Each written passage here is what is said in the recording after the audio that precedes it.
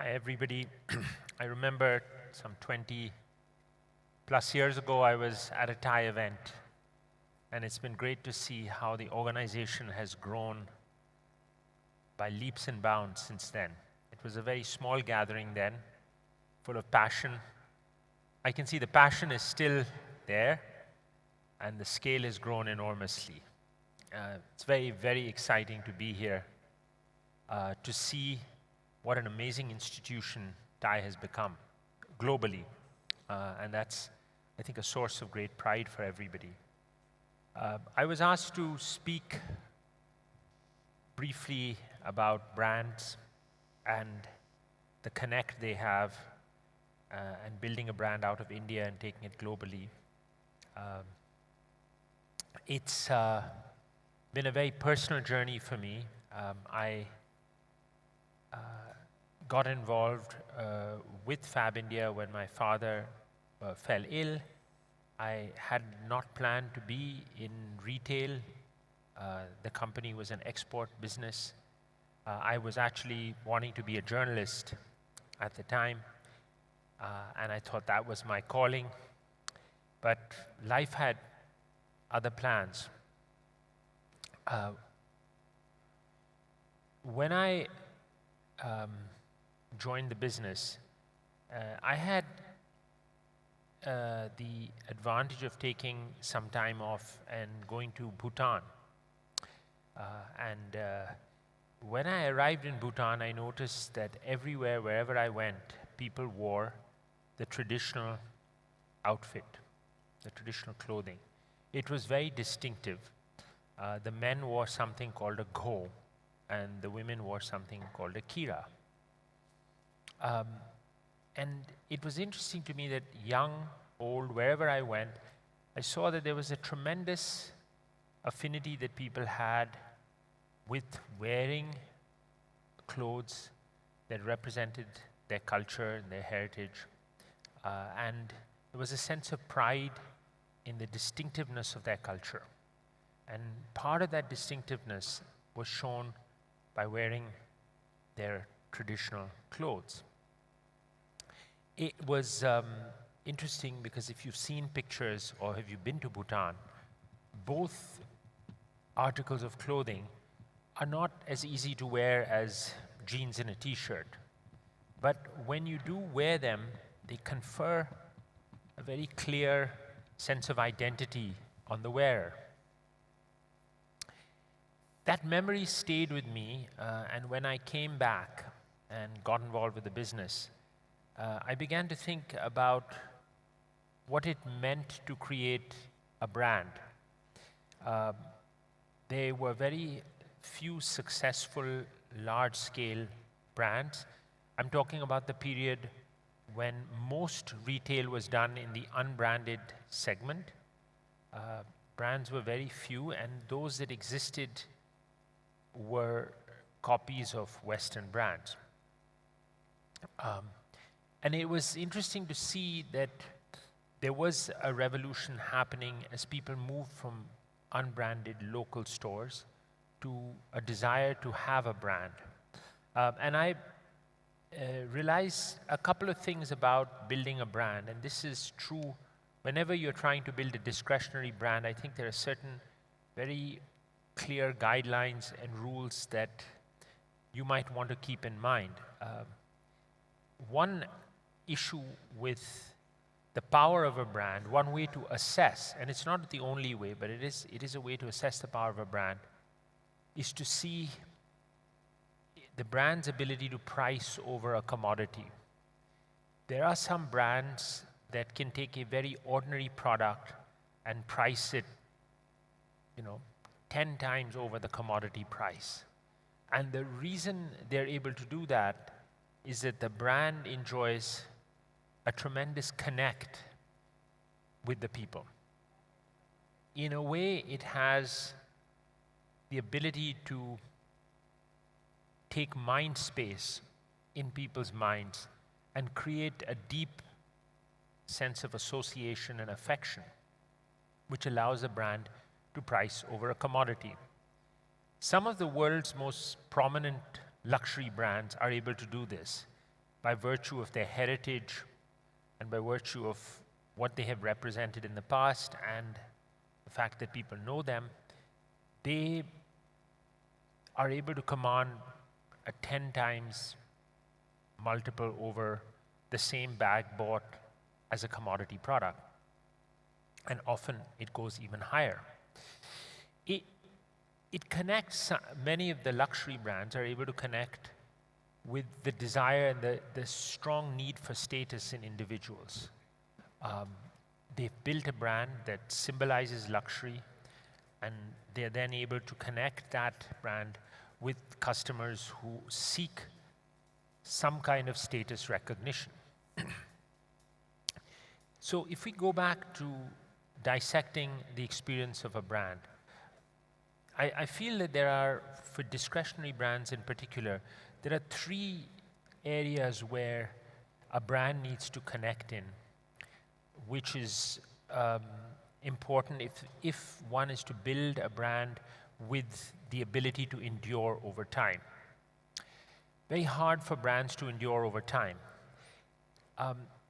Those 3 really are that the brand becomes an element in an individual's desire for self-expression.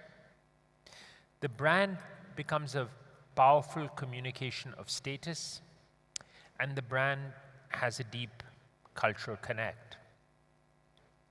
I think if one is thinking about how to build a brand, I think that these 3 items are really important to keep in mind. I'll give you an example. A brand that is a powerful expression, powerful self-expression, and as well as one that has a deep cultural connect is a brand out of Japan called Muji.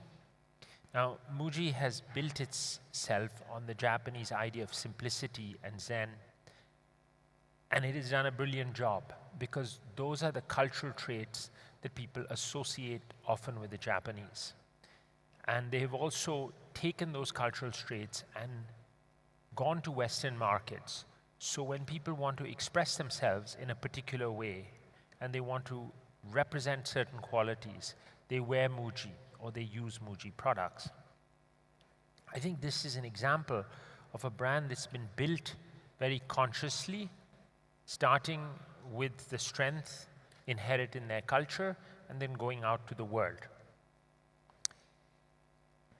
The interesting thing when you think about brands out of India is that one of the big changes that has happened in the last 20 years is the growth of the diaspora and the pride that the diaspora takes in their heritage and roots.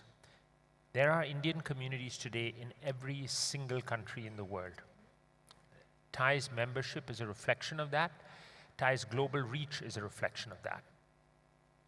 This has created, both within the country and outside the country, a need to build brands that are more deeply connected with what I would call the broad Indian ethos. And brands that are able to do that in any field, in practically any field. I mean, I know a very successful QSR brand that is able to connect, and it will go global because it is able to connect with it has a deep cultural connect coming out of the country. So as the Indian diaspora grows in size, they will take their brands with them around the world. They will insist that their brands be represented around the world. And therein lies an enormous opportunity for brands that are rooted, that are coming out of India, that are appealing to the global diaspora, and that keep focused on the 3 areas, which is that they offer the customer a means of self-expression. Years ago, many, many years ago, the media started saying that this is a Fabindia type of person. So when I read that, I realized that we had been very successful in at least creating a vehicle for self-expression. And that, to me, is the first step in the journey to building a brand. When customers begin to see it as a means of self-expression, communication of status is not something that we have actively pursued, but it is an avenue that a lot of brands can think about, because brilliant brands have been built out of India with the idea of communicating status. And the third is the ability to connect with heritage, culture, tradition. And one of the interesting things that's happening is that in addition to the idea of a more widespread pan-Indian tradition, there are also regional traditions that are taking root. And that is part of the beauty of diversity. And those regional traditions each, to me, represent an opportunity to build a brand around them. So when I look out at the landscape and I see this shift in brands and the shift in people's affinity to connecting with their cultural roots and their heritage, I see huge opportunities. I see opportunities in every state for brands that connect with something, a tradition or elements of one's heritage. So when you look at how these brands can be built, I would say that anybody who's interested as an entrepreneur in building such a brand needs to spend a lot of time introspecting about what their brand is going to be. Because one of the pitfalls that I've seen when I look across is that very successful entrepreneurs start with a brand and then expand into unrelated fields. And they weaken the brand. Some of the very traditional food retailers out of the country who built their brands on foods that came from a region that represented a tradition, when they achieved a certain amount of success, they immediately tried to go horizontal and build out and said, we'll do burgers and pizzas. And in doing so, they caused immense damage to the connect that their brand has. And it's interesting, it might make commercial sense in the very, very short term, but in the longer term, it devalues the brand, and ultimately the brand becomes meaningless, and shortly after that, the business loses its strength in the market. And it's the building of a brand, whether you build a brand in the area of a service industry or an industry around goods, pretty much has the same attributes. When there is a brand that relies on a consumer's discretionary expenditure, the rootedness of the brand comes from following what I would say these three golden rules. Figure out a way to allow the brand to connect with the consumer's desire for self-expression. Figure out a way that if it can communicate status, and figure out where the connect with the brand in terms of culture and heritage lies. Such brands, when they are built, they tend to, over time, take up a larger and larger share of a consumer's mind. And in doing so, they create a very strong affinity, and it's very hard for competitors and especially if the brand is taken global, for the brand to face serious competition. I'm looking at a few jewelry brands which have gone global, and they have done it on the back of the Indian diaspora that has existed in now across the Gulf region into Canada, the US, and all over. And they're able to do it successfully because their core market is the diaspora. And then, bit by bit, they spread into markets that are associated with the diaspora, and then they enter the general public. That is a path I think we would like to take, and it has its challenges.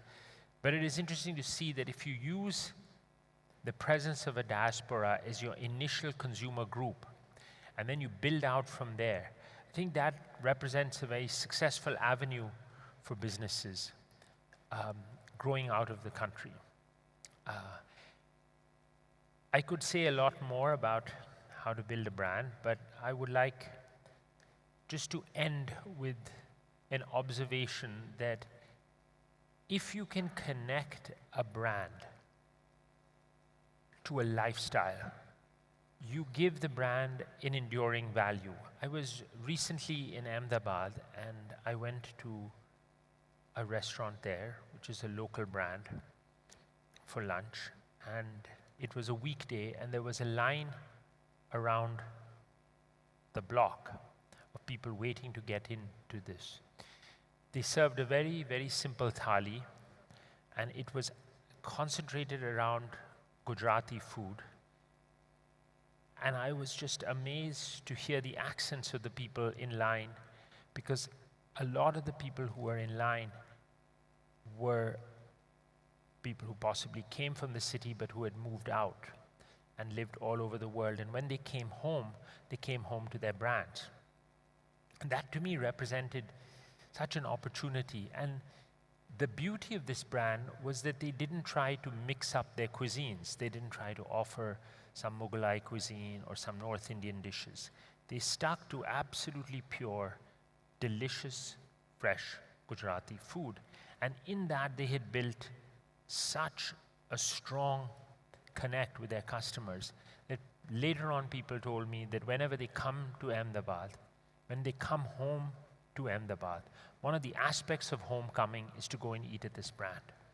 And when you hear a statement like that, you realize that the brand has taken deep roots in the consumer's heart and mind. So I think many of the people here and many people associated with Thai in the past have gone on to create some of India's most successful brands and the brands that the country is most proud of. I'm proud that I've been associated with Thai for so long. I had attended early meetings, and I'm amazed when alumni of Thai go on to create some incredible brands. I wish you all the best in your journeys, and I thank you for taking the time out to listen to me. Thank you very much.